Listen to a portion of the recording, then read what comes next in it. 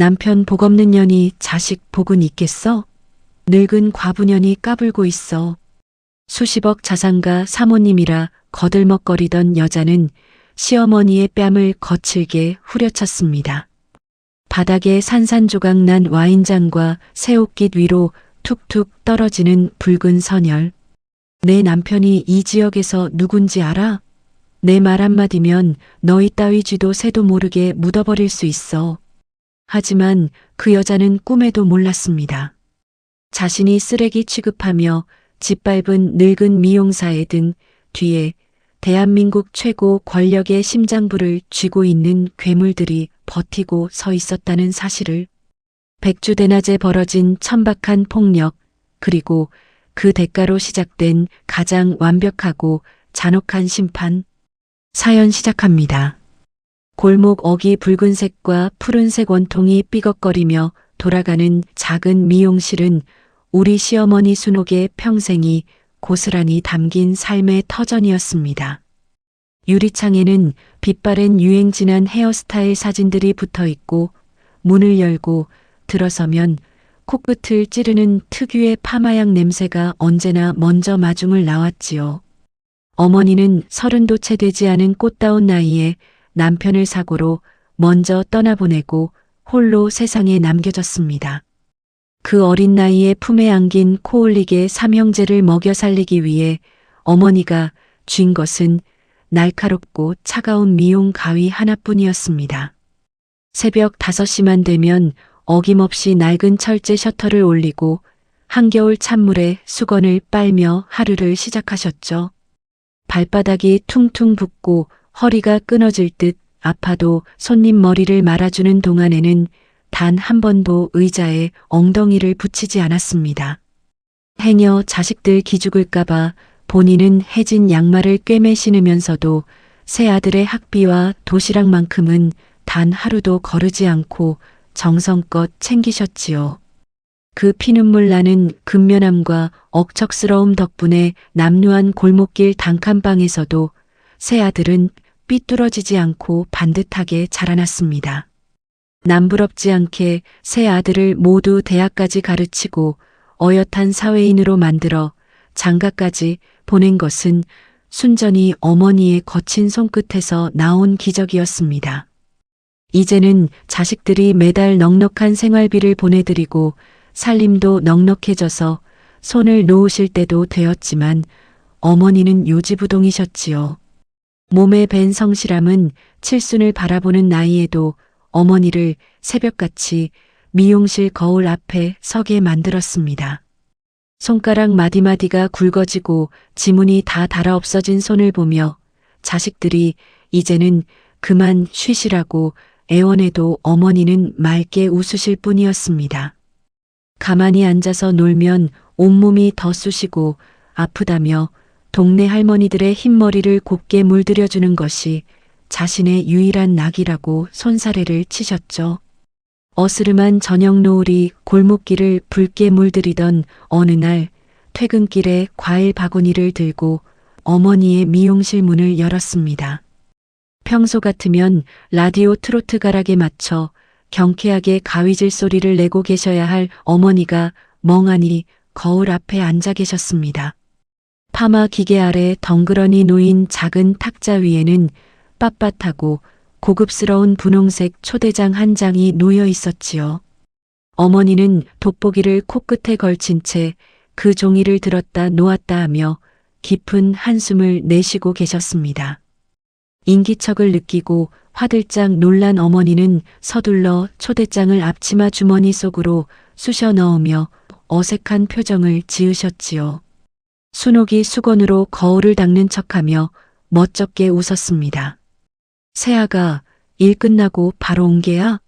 에구, 다리 아프고 피곤할 텐데 제 집으로 안 가고 못하러 또 이 냄새 나는 데를 들렀어. 어머니의 주머니 밖으로 삐져나온 종이 귀퉁이에는 선명한 글씨로 고등학교 동창회라는 문구가 적혀 있었습니다.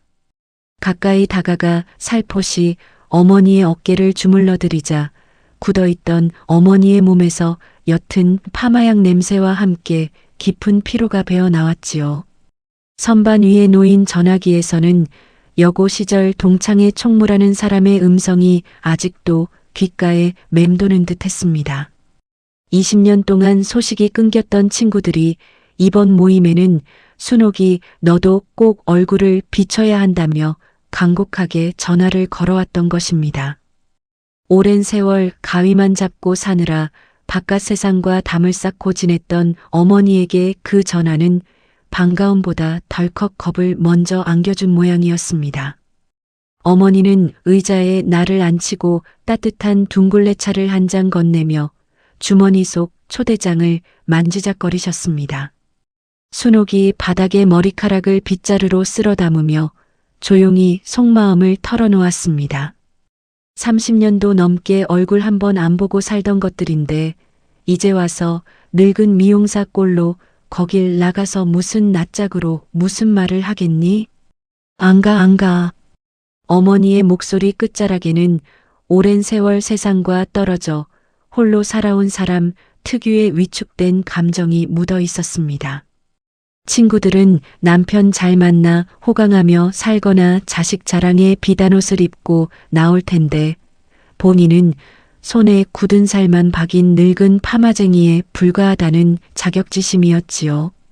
어머니의 그 야윈 어깨와 주름진 손등을 내려다보는 순간 며느리인 내 가슴속 깊은 곳에서 형언할 수 없는 뭉클함이 솟구쳤습니다.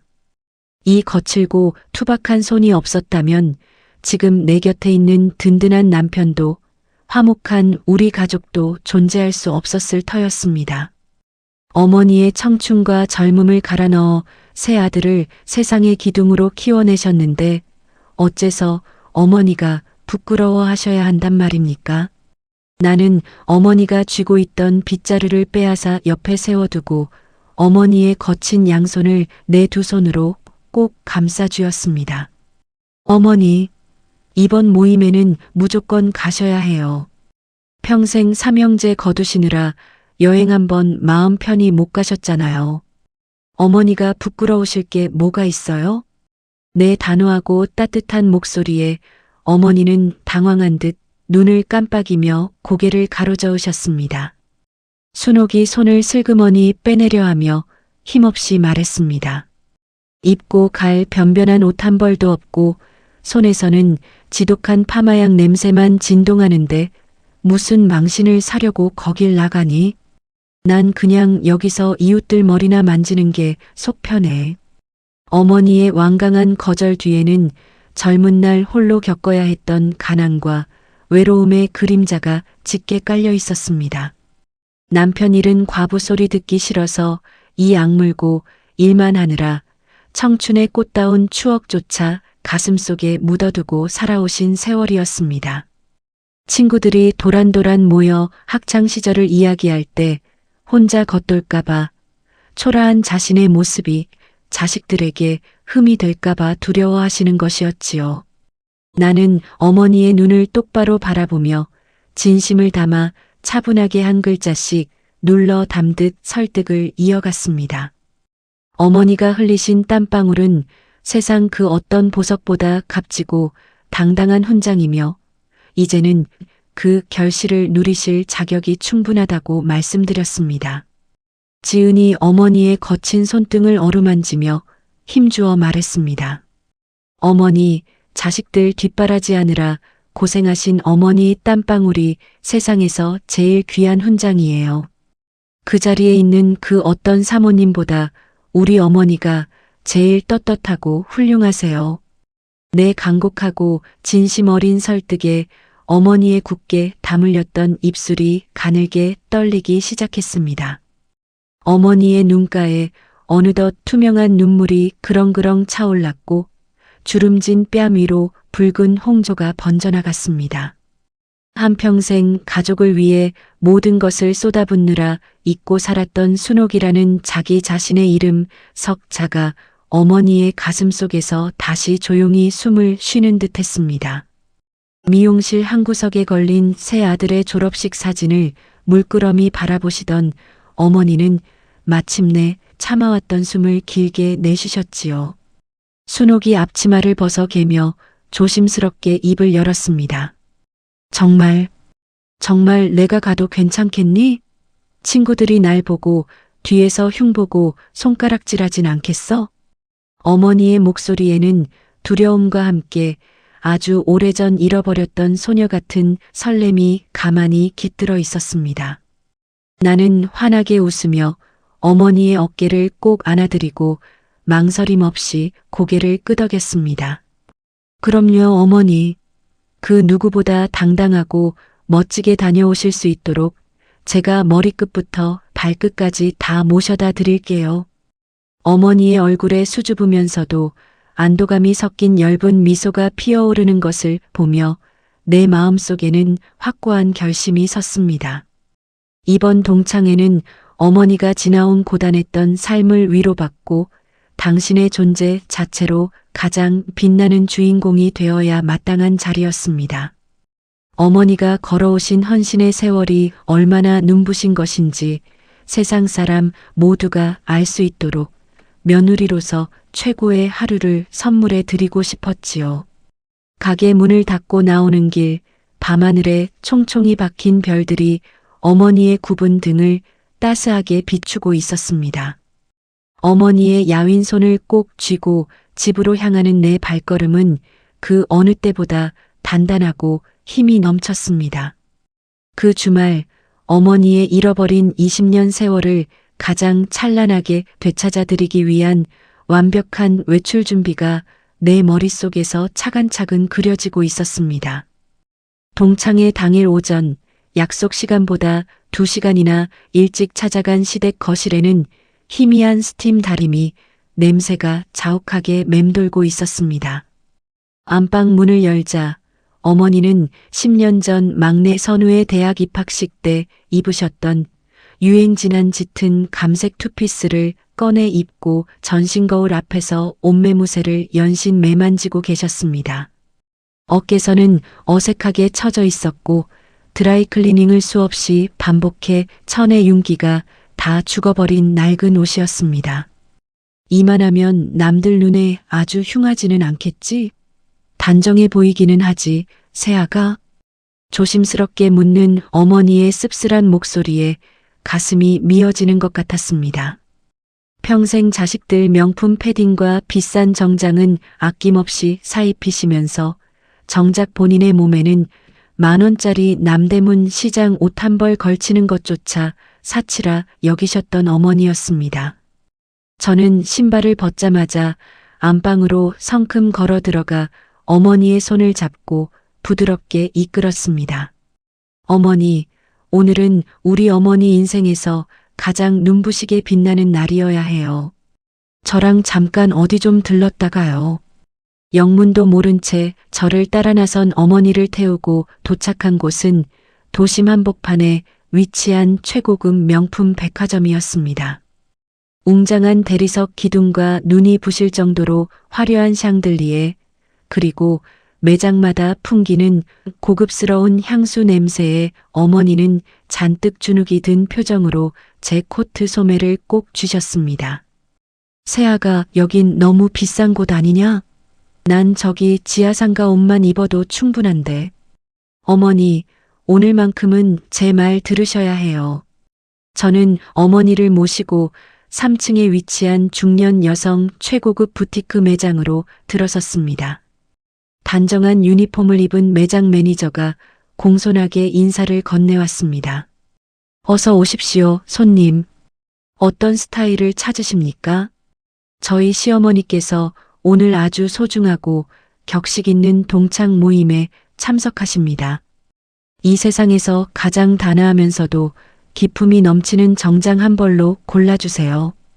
제 주문에 베테랑 매니저는 어머니의 체형과 피부톤을 찬찬히 살피더니 조심스럽게 VIP 쇼룸에서 옷 한 벌을 꺼내왔습니다. 그것은 최고급 실크와 캐시미어가 혼방된 은은한 연회색 투피스로 깃과 소매 끝에 섬세한 진주 자수가 놓여 있어 화려하지 않으면서도 범접할 수 없는 우아함을 뿜어내는 옷이었습니다. 평생을 정직하고 맑게 살아오신 어머니의 고결한 인품에 꼭 들어맞는 맞춤옷 같았습니다. 탈의실로 어머니를 모시고 들어가 조심스럽게 옷을 입혀드렸습니다. 지퍼를 올리고 옷매무새를 가다듬던 어머니의 눈이 우연히 안감 안쪽에 매달린 가격표로 향했습니다. 숫자 0이 7개나 붙어있는 가격표를 확인한 어머니는 얼굴이 하얗게 질려 손을 거칠게 내저으며 탈의실 밖으로 나가려 하셨습니다. 새아가 미쳤구나, 미쳤어. 옷 한 벌에 몇백만 원이라니. 내가 이걸 어떻게 입니까? 당장 벗자, 어서. 당황하여 옷고름을 풀어 헤치려는 어머니의 두 손을 제가 단단히 붙잡았습니다. 그리고 어머니의 눈을 깊게 바라보며 진심을 담아 속삭였습니다. 어머니, 지난 수십 년 동안 저희 삼형제와 가족을 위해 바치신 어머니의 피눈물과 청춘에 비하면 이깟 옷값은 1000분의 1, 10,000분의 1도 되지 않아요. 저희가 번 돈은 바로 이런 날 우리 어머니를 세상에서 제일 귀한 귀부인으로 만들어드리기 위해 존재하는 거예요. 제발 제 성의를 거절하지 말아주세요. 제 눈에 고인 진실한 눈물을 보신 어머니는 더 이상 말을 잇지 못하고 입술을 파르르 떠셨습니다. 저는 망설임 없이 카운터로 걸어가 한도 없는 블랙카드로 일시불 결제를 마쳤습니다. 약속 시간이 턱 밑까지 촉박했던 터라 매장 직원은 옷에 구김이 갈 것을 염려하여 새 옷을 그대로 착용한 채 나가시도록 정성껏 배웅했습니다. 다만 시간에 쫓기다 보니 옷깃 안쪽에 정교하게 숨겨져 있던 두꺼운 브랜드 패브릭 라벨 틈새에 가느다란 투명 실리콘 가격표 끈을 미처 가위로 잘라내지 못한 채 옷깃 사이에 살짝 접어 넣어둔 상태였습니다. 탈의실 밖 대형 전신 거울 앞에 서신 어머니의 모습은 숨이 멎을 만큼 아름다웠습니다. 굽은 등을 곧게 펴고 단아한 연회색 정장을 입은 어머니의 자태는 그 어떤 재벌가의 안주인보다도 깊은 기품과 세월이 빚어낸 성스러운 아우라를 뿜어내고 있었습니다. 어머니는 거울 속에 비친 자신의 모습을 믿을 수 없다는 듯 조심스레 어루만지셨습니다. 내가 꼭 딴 사람이 된 것 같구나. 내 평생 이런 귀한 옷을 몸에 걸쳐보는 날이 올 줄은 꿈에도 몰랐다.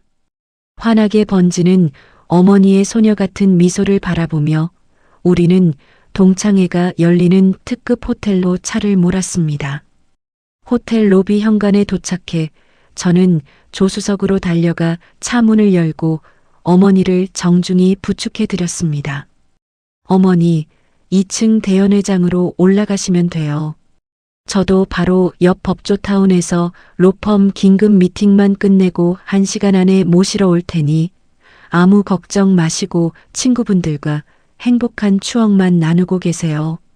그래, 고맙다. 정말 고맙다, 내 새아가. 어머니의 따뜻한 손을 한 번 더 쥐어드린 뒤 저는 어머니가 우아한 걸음으로 호텔 로비의 에스컬레이터를 타고 올라가시는 뒷모습을 흐뭇하게 바라보았습니다. 호텔 2층 그랜드 볼룸 대연회장 안은 오랜만에 만난 동창들의 반가운 웃음소리와 이야기꽃으로 가득 차 있었습니다. 은은한 클래식 음악이 흐르고 테이블마다 화사한 생화 장식이 놓여 있는 화려한 공간 속으로 순옥은 조심스러운 발걸음을 옮겼습니다. 문을 열고 들어서는 순옥을 가장 먼저 발견한 것은 이번 동창회의 총무를 맡은 영숙이었습니다. 영숙은 두 눈을 크게 뜨며 자리에서 벌떡 일어났습니다. 어머, 순옥아, 강순옥, 정말 순옥이 너 맞니 세상에. 영숙의 격앙된 외침에 테이블에 흩어져 앉아있던 옛 친구들이 일제히 고개를 돌렸습니다. 순옥을 알아본 친구들이 탄성을 지르며 우르르 몰려와 순옥의 손을 맞잡았습니다. 어머나 순옥아, 이게 도대체 몇 년 만이야? 10년? 아니, 30년도 넘었지? 어쩜 얼굴이 옛날 고등학교 때 고운 모습 그대로 남아있니? 단아한 건 여전하네. 학창시절 늘 반에서 가장 글을 잘 쓰고 조용하면서도 사려 깊은 마음씨로 친구들의 아픔을 어루만져 주었던 반장 순옥을 기억하는 친구들의 진심 어린 환대가 쏟아졌습니다. 젊은 나이에 혼자가 되어 험한 골목길에서 홀로 삼형제를 키워내느라 얼마나 고생이 많았느냐는 따뜻한 위로와 격려가 이어졌고 순옥의 눈가는 어느새 훈훈한 온기로 촉촉하게 젖어들었습니다. 친구들의 따스한 손길 속에서 순옥은 가슴속에 웅크리고 있던 오랜 두려움과 위축감을 비로소 눈 녹듯 내려놓고 온화한 미소를 지었습니다. 연회장의 분위기가 한창 무르익어가던 바로 그때 닫혀있던 연회장의 육중한 문이 거칠게 열리며 쿵쾅거리는 하이힐 소리와 함께 한 여자가 들어섰습니다. 바닥에 끌릴 듯한 최고급 친칠라 밍크 코트를 어깨에 걸치고 목과 손목에는 성냥감만 한 순금과 다이아몬드 패물을 주렁주렁 매단 여자 바로 배숙자였습니다. 숙자는 학창 시절부터 유달리 허영심이 강하고 남에게 지는 것을 죽기보다 싫어하던 인물이었습니다. 남보다 돋보이고 싶다는 뒤틀린 욕망에 사로잡혀 살던 숙자에게는 과거 결코 지울 수 없는 추악한 치부가 하나 있었습니다. 35년 전 교내 최고 권위의 백일장 대회 전날 숙자는 도서관 책상 위에 놓여있던 순옥의 피땀 어린 산문 원고를 몰래 훔쳐 자신의 이름으로 제출했던 적이 있었습니다. 그러나 순옥의 문체를 똑똑히 기억하고 있던 국어교사의 날카로운 눈썰미와 원고지 초안이 숙자의 사물함에서 발견되면서 전교생이 모인 조회 시간 앞에서 표절과 절도, 사실이 낱낱이 들통나 무기정학을 당하는 망신을 겪었습니다. 자신의 추악한 죄악을 뉘우치기는커녕 숙자는 도리어 순옥 때문에 자신의 인생의 먹칠을 당했다는 삐뚤어진 피해의식을 평생 가슴에 품고 살았습니다. 성인이 된 후 지방의 졸부 건설업자 남편을 만나 물질적인 풍요를 누리게 되었지만 천박한 열등감과 왜곡된 자존심은 수억 원대 보석으로 치장해도 가려지지 않는 악취를 풍기고 있었습니다. 연회장 중앙상석에서 순옥이 수많은 동창에게 둘러싸여 진심 어린 환영과 존경의 시선을 받고 있는 광경을 목격한 순간 숙자의 두 눈에서 시퍼런 도끼가 뿜어져 나왔습니다. 달동네 구석에서 평생 남의 머리칼이나 만지며 비참하고 추하게 늙어 죽어갈 줄 알았던 강순옥이 감히 저런 고급스러운 정장을 입고 상석에 앉아 여왕 대접을 받고 있어? 숙자의 가슴 밑바닥에서 걷잡을 수 없는 질투와 증오가 들끓어 올랐습니다. 숙자는 일부러 요란한 소리를 내며 악어 가죽 명품 백을 빈 테이블 위에 쾅 내려놓고는 거만한 걸음걸이로 순옥의 테이블을 향해 성큼성큼 다가왔습니다. 인기척을 느낀 순옥이 고개를 돌렸습니다. 순옥은 과거의 악연을 가슴에 담아두지 않고 세월의 앙금을 털어내듯 온화한 눈빛으로 먼저 손을 내밀었습니다. 숙자 너로구나. 정말 오랜만이다. 그동안 별일 없이 건강하게 잘 지냈니? 그러나 숙자는 순옥이 내민 손을 마치 맹독을 품은 벌레라도 보듯 매정하게 쳐내며 과장되게 양손으로 코를 틀어막고 연회장이 쩌렁쩌렁 울리도록 악을 썼습니다. 어머, 어머머, 이게 무슨 냄새야? 어디서 시궁창 썩는 냄새가 진동을 하나 했더니 범인이 바로 너였구나, 강순옥이. 숙자의 갑작스러운 고함에 화기애애하던 연회장 전체가 얼어붙은 듯 차가운 침묵에 휩싸였습니다. 동창들의 시선이 일제히 두 사람에게 쏠렸습니다. 숙자는 연극 배우처럼 호들갑을 떨며 손부채질을 해댔습니다. 어우, 독해라. 독한 싸구려 파마약 냄새를 온몸에 들이붓고 행주 삶은 냄새까지 풀풀 풍기면서 여기까지 기어들어 온 거야? 야, 강순옥. 총구석 달동네 미용실 냄새를 이런 인류호텔 연회장까지 풍기면 어쩌자는 거니? 물 흐려지게 정말 왜 이래. 주변에 있던 총무 영숙이 얼굴을 붉히며 다급히 끼어들었습니다. 숙자야, 30년 만에 만난 친구한테 그게 무슨 말버릇이니? 순옥이가 얼마나 어렵고 훌륭하게 살아왔는지 알면서 뭐가 훌륭해? 평생 골목길에서 남의 대가리나 쥐어뜯으며 푼돈 뜯어먹고 산 게 무슨 자랑이라고 감투를 씌워.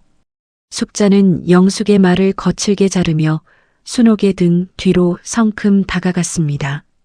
순옥의 위아래를 뱀같은 눈초리로 훑어내리던 숙자의 시선이 순옥의 목덜미, 옷깃 틈새에 살짝 비어져 나와 있던 얇은 실리콘 줄과 작은 백화점 가격표에 꽂혔습니다. 숙자의 입꼬리가 비열하게 찢어지며 승리감에 찬 번뜩임이 스쳤습니다. 숙자는 벼락같이 손을 뻗어 순옥의 옷깃 속 가격표를 거칠게 낚아채 높이 쳐들었습니다. 어머나, 얘들아, 이것 좀 봐라. 이것 좀 봐. 숙자는 마치 거대한 범죄 증거라도 잡은 양 가격표를 공중에 대고 펄럭이며 조롱 섞인 비명을 질렀습니다. 백화점 상표도 안 떼고 그대로 달고 기어 나왔네. 동창회 끝나면 백화점에 도로 환불하려고 상표를 숨겨서 입고 온 거 아냐? 호호. 찌벌은 남 못 준다더니 파마약에 찌든 거짓골 숨겨보겠다고 백화점 옷을 사기쳐서 입고 와. 남들이 보면 진짜 사모님인 줄 알겠네. 꼴값들을 떨어요. 연회장 안의 공기가 차갑게 얼어붙었습니다. 순옥의 얼굴이 순간 당혹감으로 붉어졌지만 숙자의 입에서 터져나오는 폭언은 멈출 줄을 몰랐습니다. 숙자는 순옥의 가장 깊은 상처이자 심장을 도려내는 듯한 가족사를 정조준했습니다. 젊어서 서방 일찍 잡아먹은 박복한 과부 팔자가 어디 가겠어? 남편 복 없는 년이 자식 복인들 있겠니? 애비 없이 자란 그 코올리게 새끼들이 커서 뭐가 됐겠어? 뻔하지. 어디 노가다판이나 전전하고 있겠지. 다 쓰러져가는 단칸방에서 쥐어뜯은 머리털로 입에 풀칠이나 하는 주제에 우리 모임 물 흐리지 말고 당장 내 소굴로 꺼져.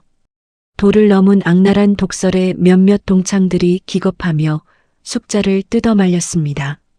숙자야, 제발 그만해. 내가 어떻게 사람 탈을 쓰고 그런 말을 해.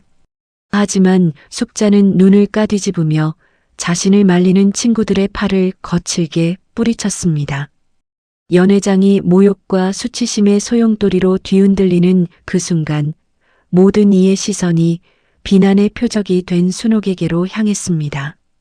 눈물을 쏟으며 무너져 내릴 것이라는 모두의 예상과 달리 순옥은 흐트러진 옷깃을 조용히 바로잡았습니다. 순옥은 구부정했던 허리를 대나무처럼 곧게 펴고 천천히 자리에서 일어났습니다. 40년 세월 동안 온갖 풍파를 온몸으로 받아내며 삼형제를 지켜낸 어머니의 눈빛은 깊고도 고요했습니다. 순옥은 도끼에 차 씩씩거리는 숙자의 눈을 똑바로 응시하며 차분하지만 연회장 구석구석을 울리는 묵직한 목소리로 입을 열었습니다. 숙자야, 나는 남편을 일찍 여의고 내 손으로 땀 흘려 가위질하며 자식들 먹여 살린 지난 40년 세월을 단 하루도 부끄럽게 여긴 적이 없다.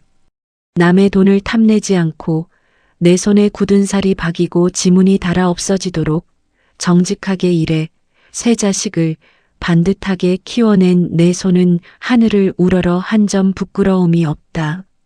순옥의 목소리에는 흔들리지 않는 삶의 존엄이 깃들어 있었습니다. 그러나 남의 아픈 상처를 후벼 파고 남의 불행을 비웃으며 거짓과 조롱으로 자신을 돋보이려 하는 내 추악한 입술이야말로 내가 걸치고 있는 그 번쩍이는 황금과 보석보다 1000만 배는 더 더럽고 부끄러운 줄 알아라. 단 한치의 흐트러짐도 없는 순옥의 위험 있는 일침에 연회장 곳곳에서 탄식과 동조의 웅성거림이 터져 나왔습니다. 돈과 명품으로 도배를 했음에도 순옥의 숭고한 자존감 앞에 완벽하게 제압당하자 숙자의 얼굴은 수치심과 광기로 시뻘겋게 달아올랐습니다. 뭐라고? 더러워? 내가 더러워. 숙자는 이성을 완전히 상실한 채 식탁볼을 거칠게 틀어쥐었습니다.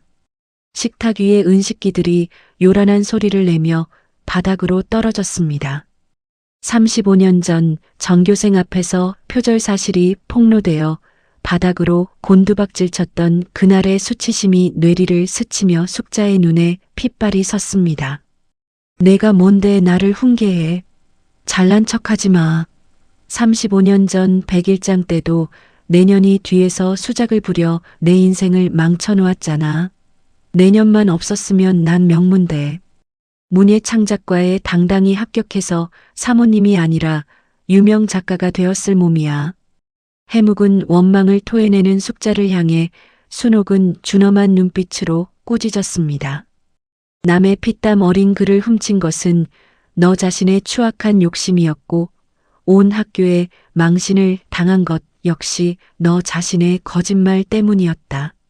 환갑을 바라보는 나이가 되어서도 아직도 내 잘못을 남의 탓으로 돌리며 부끄러움을 모르다니 참으로 가련하고 불쌍하구나. 입 닥쳐. 닥치지 못해. 순옥의 전곡을 찌르는 비수에 완전히 꼭지가 돌아버린 숙자는 테이블 위에 놓여있던 묵직한 크리스털 와인잔을 집어 바닥에 내동댕이 쳤습니다. 쨍그랑하는 파열음과 함께 붉은 와인이 피처럼 사방으로 튀었습니다. 천하디천한 미용사년이 어디서 고상한 척 설교질이야. 찢어지는 괴성과 함께 굵은 금반지와 다이아몬드 반지를 여러 개 낀 숙자의 두꺼운 손바닥이 허공을 갈랐습니다. 짱 마이너스. 살점이 뜯겨나가는 듯한 둔탁하고 매서운 마찰음이 연회장을 뒤흔들었습니다. 숙자의 거친 손찌검에 순옥의 고개가 사정없이 꺾이며 중심을 잃고 옆 테이블 모서리에 이마를 부딪혔습니다. 야! 순옥아!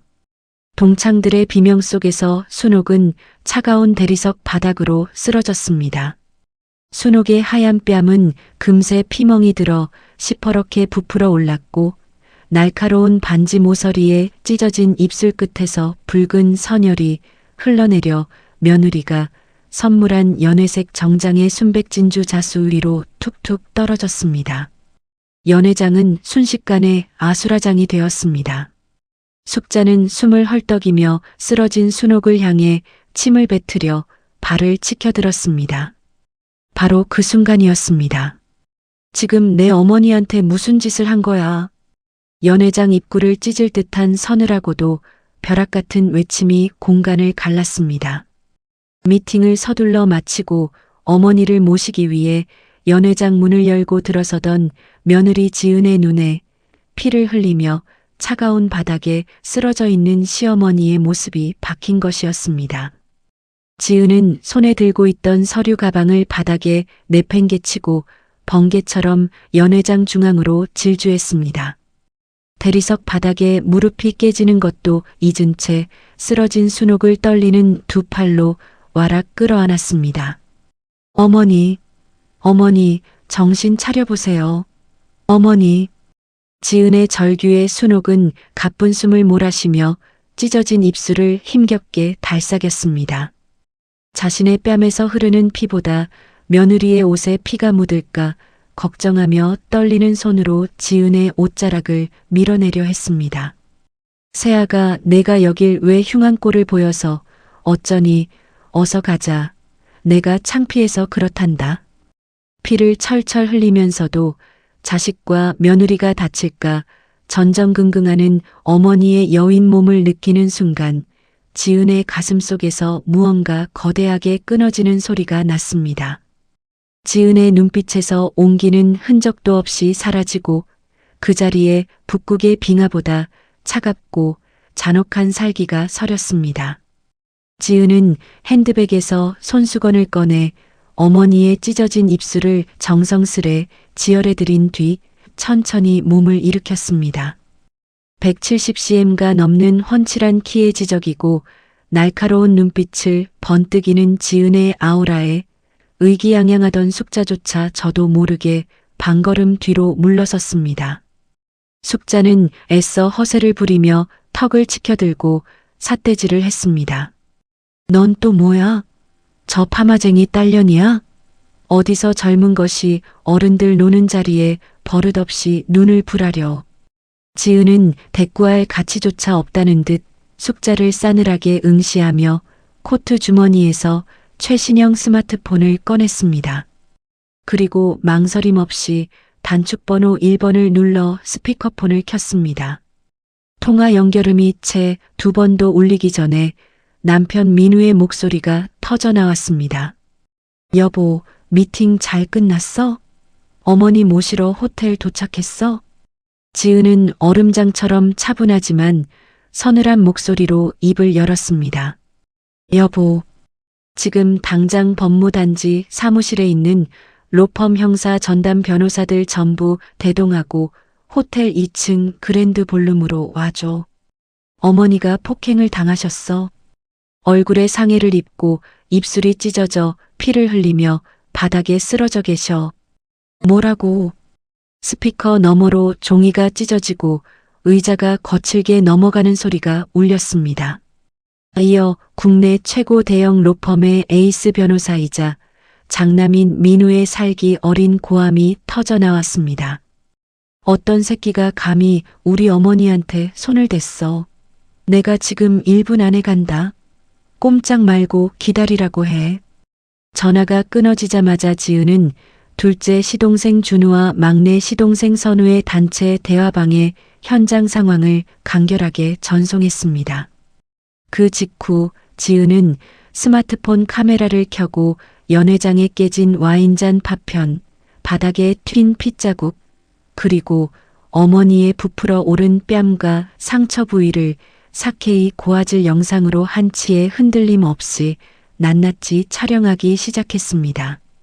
이어 당황하여 핏대를 세우고 있는 숙자의 얼굴을 정면으로 클로즈업했습니다. 너 지금 뭐하는 짓거리야? 당장 그 카메라 안 치워.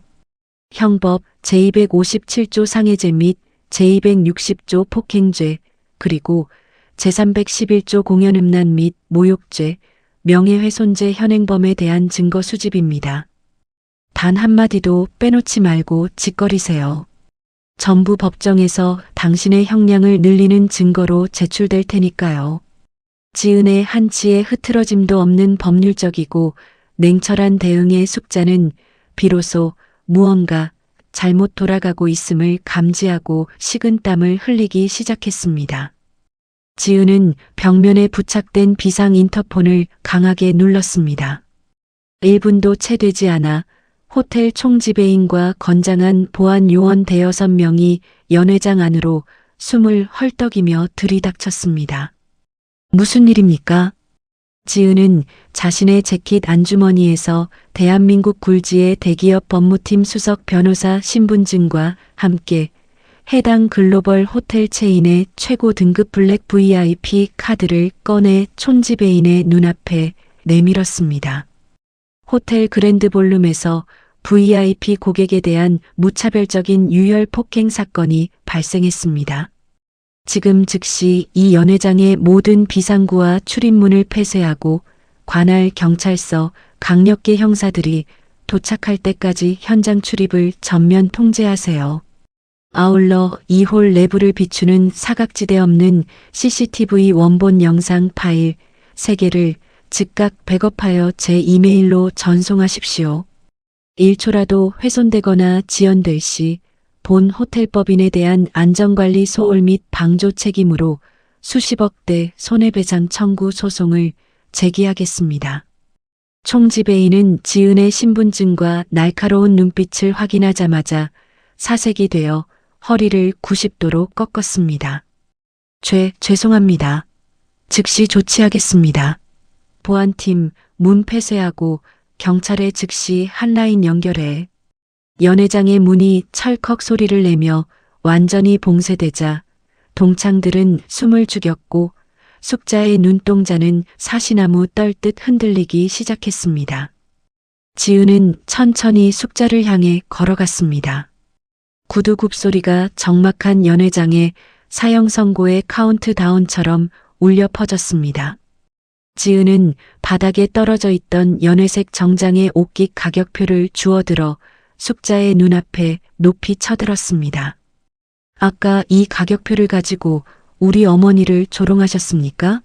환불하려고 상표를 안 뗐다고요? 지은의 낭낭하고도 매서운 목소리가 연회장 구석구석을 파고들었습니다.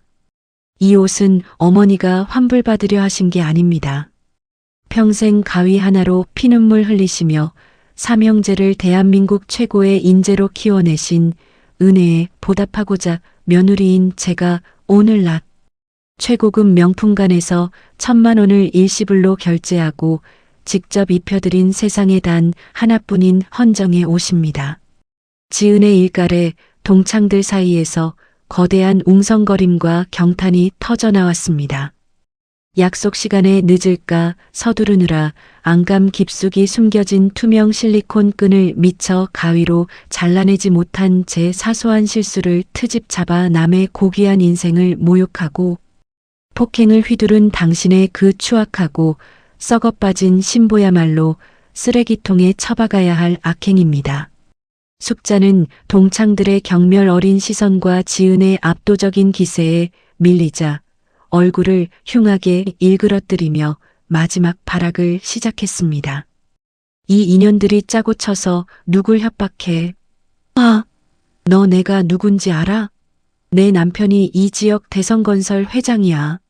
관공서 공사는 죄다 우리 남편 손을 거치고 경찰서장이고 법원장이고 다 우리 남편이랑 호영호제하는 사이라고. 고작 옷 한 벌 사입힌 거 가지고 유세 떨지 마. 돈 1,000만 원? 내가 던져주면 될 거 아냐. 숙자가 명품 가방에서 수표 뭉치를 꺼내 바닥에 내던지려던 바로 그 찰나였습니다. 쾅 마이너스. 연회장의 육중한 양쪽 문이 부서질 듯 거칠게 열리며 냉혹한 살기를 뿜어내는 세 개의 거대한 그림자가 성큼 안으로 걸어 들어왔습니다. 연회장에 들어선 세 남자의 모습에 장내는 단숨에 숨이 멎을 듯한 압도감에 휩싸였습니다. 맨 앞에 선 이는 국내 1위 대형 로펌 한울의 최고급 맞춤 수트를 입고 서늘한 카리스마를 뿜어내는 첫째 민우였습니다. 그 뒤로는 단정한 코트에 대한민국 정부 중앙부처 사무관 신분증을 목에 건 다부진 체격의 둘째 준우, 가리고 의사 가운을 벗어 던지고 응급 키트를 든 채 숨을 헐떡이며 뛰어온 훤칠한 키의 막내 선우였습니다. 어머니가 피를 흘리며 며느리의 품에 안겨있는 참상을 목격한 새아들의 눈에 시퍼런 서리빨이 섰습니다. 막내 선우는 즉시 무릎을 꿇고 전문적인 솜씨로 어머니의 상처를 살피며 소독 거즈를 댔습니다. 어머니, 선우 왔어요. 조금만 참으세요. 형, 광대뼈 골절 의심되고 구강 내 점막 파열로 봉합수술이 필요해. 전치 4주 이상의 중상해야. 선우의 냉정한 의학적 소견이 떨어지자 둘째 준우의 주먹이 하얗게 쥐어졌습니다. 숙자는 들어선 청년들의 범상치 않은 기운에 흠칫하면서도 여전히 상황 파악을 못한 채 턱을 치켜들었습니다. 뭐야? 이 애송이들은 내년들이 부른 용역 깡패야? 그 순간 첫째 민우가 차가운 걸음으로 숙자의 코앞까지 다가갔습니다. 민우는 품 안에서 묵직한 금박 명함 한 장을 꺼내 숙자의 가슴팍에 내리꽂듯 찔러 넣었습니다. 국내 1위 로펌 한울의 형사총괄 시니어 파트너 변호사 강민우입니다. 숙자가 얼떨결에 받아든 명함에는 법조계에서 모르는 사람이 없다는 거물 변호사의 이름 석자가 또렷이 박혀 있었습니다. 민우의 목소리는 연회장 바닥을 짓누르듯 낮고 서늘했습니다. 내 어머니를 폭행하고 피를 흘리게 만든 자가 바로 당신입니까? 이어 둘째 준우가 품에서 공무원증을 꺼내 보이며 차갑게 덧붙였습니다. 기획재정부 공공계약 및 감사총괄 담당 5급 사무관 강준우입니다. 공공장소에서의 중상해, 폭행 및 집단 모욕 행위에 대해 국가사법체계가 허용하는 가장 가혹한 법적 절차를 밟겠습니다. 막내 선우가 어머니를 조심스럽게 일으켜 세우며 연회장을 향해 피를 토하듯 외쳤습니다. 우리 어머니가 손톱 밑에 때가 끼도록 가위질하고 독한 파마약 냄새에 폐가 상해가며 홀로 피눈물로 키워낸 자식들이 바로 우리 3형제입니다. 당신이 뭔데 감히 우리 어머니의 청춘을 모욕하고 손찌검을 해. 새 아들의 정체가 밝혀지는 순간 연회장 안의 동창들은 경악과 감탄의 탄성을 내질렀습니다. 세상에 저 아들들이 다 순옥이 아들이라고? 국내 최고 로펌 대표 변호사의 중앙부처 고위관료의 명문대 의사 아들이라니. 순옥이가 자식 농사를 최고로 잘 지었구나. 정말 대단하다. 숙자의 얼굴은 흙빛으로 변해갔습니다. 그러나 숙자는 사시나무 떨듯 떨리는 입술을 억지로 쥐어짜며 마지막 동아줄을 붙잡듯 소리쳤습니다. 너희가 변호사고 공무원이면 다야. 내 남편이 대성건설 유대성 회장이야. 너희 로펌이고 부처고 우리 남편이 다 손쓸 수 있어. 그 말을 들은 장남 민우의 입가에 잔혹한 조소가 번졌습니다. 민우는 비서관이 들고 있던 태블릿 PC를 건네받아 몇 개의 문서를 터치하더니 숙자의 눈앞에 들이밀었습니다. 대성건설 유대성? 안 그래도 우리 로펌의 수십억대 비자금 조성 및 광급공사 입찰 담합 혐의로 제발 변호를 맡아달라며 매일같이 수억 원의 자문료를 싸들고 와서 무릎 꿇고 빌던 하청업체 대표더군요. 민우의 서늘한 선고가 이어졌습니다. 방금부로 대성건설과의 모든 법률 자문 계약을 즉시 파기했습니다. 아울러 우리 로펌이 보유하고 있던 귀한 남편 회사의 불법 페이퍼 컴퍼니 탈세 내역과 입찰 비리 증거 일체를 서울중앙지검 특수부와 국세청에 고발 조치했습니다. 당신 남편은 오늘부로 구속영장이 청구될 것이며 회사는 법정 관리에 들어갈 겁니다. 뭐라고? 거짓말 마. 숙자가 사색이 되어 소리치던 바로 그 순간 숙자의 명품 악어가죽 가방 속에서 스마트폰이 요란하게 울리기 시작했습니다. 화면에는 남편이라는 두 글자가 선명하게 떠올랐습니다. 떨리는 손으로 통화 버튼을 누르자마자 스피커폰 밖으로 연회장이 찢어질 듯한 남편의 처절한 비명과 욕설이 쏟아져 나왔습니다. 야, 이 미친 편년아. 내가 도대체 밖에서 누굴 건드린 거야. 로펌 한울에서 변호인단 전원 사임하고 검찰 특수부에서 압수수색 들어왔다고. 국세청에서 세무조사 통보 오고 은행 대출금 전부 회수 들어왔어. 우리 회사 부도 났다고 이 미친년아. 내가 우리 집안을 통째로 말아먹었어. 뚱마이너스. 통화가 일방적으로 끊어지며 정적만이 감돌았습니다. 숙자가 평생을 믿고 까불었던 거대한 권력과 재력의 모래성이 어머니의 뺨을 때린 대가로 단 10분 만에 산산조각이 나 바닥으로 무너져 내린 것이었습니다. 숙자의 손에서 수천만 원짜리 명품 가방이 힘없이 바닥으로 툭 떨어졌습니다.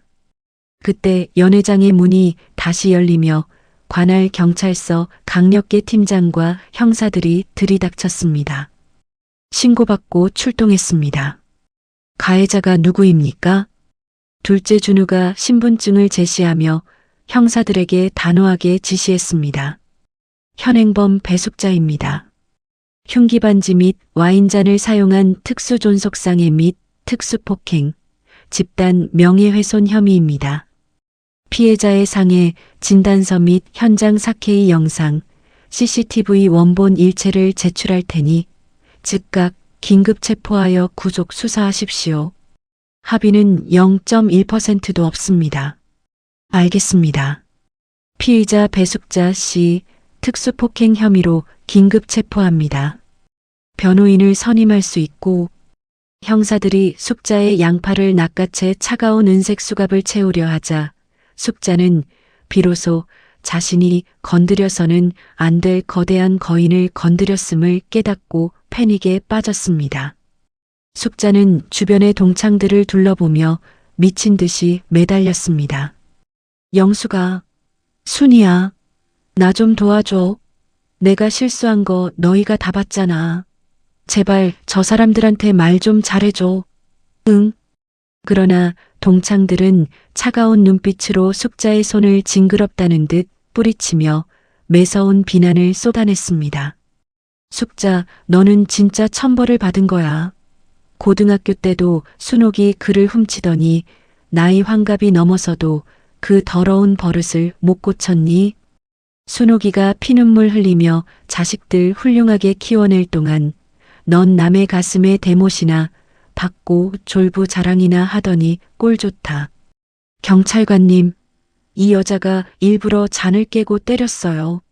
우리가 다 증인입니다. 콩밥을 먹여주세요. 사면초가 그 누구도 악녀의 편을 들어주지 않았습니다. 세상 모든 것으로부터 완벽하게 버림받고 고립된 숙자는 다리에 힘이 풀려 핏기가 완전히 가신 얼굴로 차가운 대리석 바닥에 털썩 무릎을 꿇었습니다. 숙자는 바닥을 기어가 순옥의 구두 발끝을 붙잡고 피눈물을 흘리며 이마를 바닥에 쿵쿵 찧었습니다. 순옥아, 내가 죽을 죄를 졌다. 내가 미쳤었나 봐. 제발 한 번만 살려줘. 백일장 때도 내가 너무 똑똑하고 잘나 보여서 내가 너무 초라해서 내 글을 훔쳤던 거야. 오늘 너한테 그런 짓을 한 것도 내가 너무 곱고 훌륭해 보여서 내 열등감 때문에 그런 거야.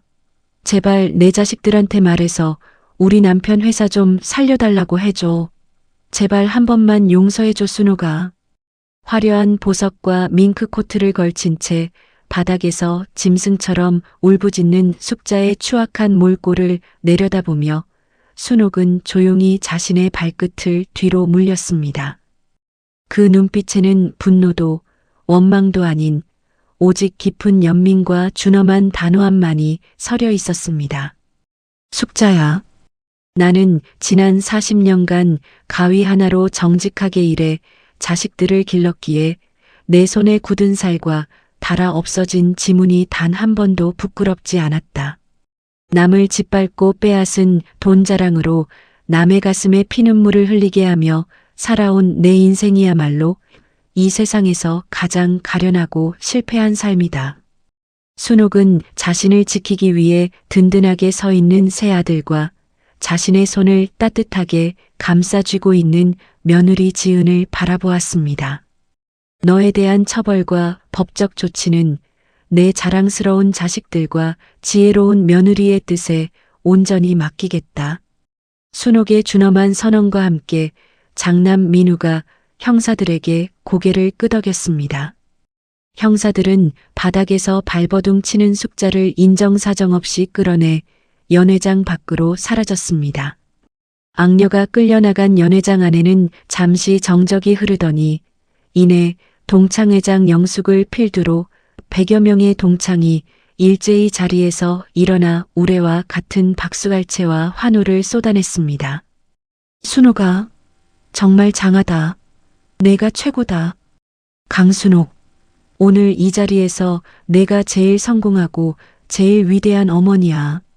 친구들의 뜨거운 환호와 박수 속에서 순옥은 며느리 지은의 팔짱을 끼고 새 아들의 든든한 호의를 받으며 연회장을 당당하게 걸어 나왔습니다. 호텔을 나서는 어머니의 발걸음은 그 어느 때보다 가볍고 기품이 넘쳤습니다. 리무진에 올라탄 뒤 어머니는 거칠고 투박한 손으로 옆자리에 앉은 며느리 지은의 고운 손을 꼭 쥐셨습니다. 어머니의 주름진 뺨을 타고 뜨거운 눈물이 방울방울 흘러내렸습니다.